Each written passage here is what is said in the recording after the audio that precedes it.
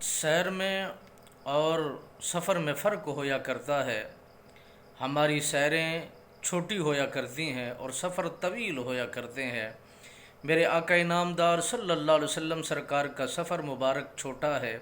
آپ کی سیر اتنا بڑی ہے کہ زمین سے لامکانوں کی طرف سفر فرمایا، اتنا بڑا سفر فرمایا کہ اس جیسی سفر میں اور سیر میں کوئی کسی کو اور مثال ہی نہیں ہے۔ اور اس سیر میں نہ کسی کی لائٹ کے محتاج ہے، نہ کسی زمانے کے محتاج ہے، نہ کسی انسان کے محتاج ہیں۔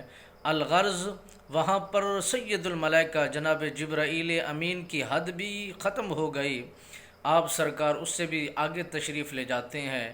اور اس میں یہ بات بھی واضح ہو جاتی ہے کہ جہاں پر جبرائیل امین کی انتہا ہوتی ہے، میرے نبی سرکار کی وہاں سے ابتدا ہوتی ہے۔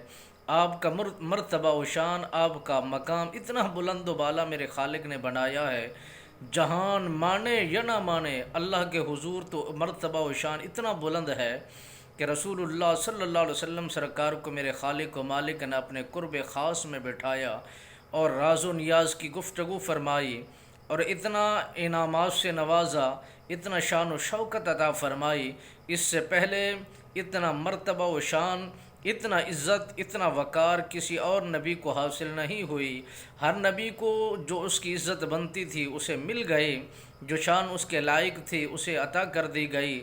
جو مالک نے اپنے حبیب کو اتنا بڑا مقام عطا فرمایا، اتنا بڑی شان عطا فرمائی کہ ان کا ثانی کوئی نہیں ہے، ان جیسی مثال کوئی نہیں ہے، اس جیسا کوئی نبی نہیں ہے، اس جیسا کوئی انسان نہیں ہے۔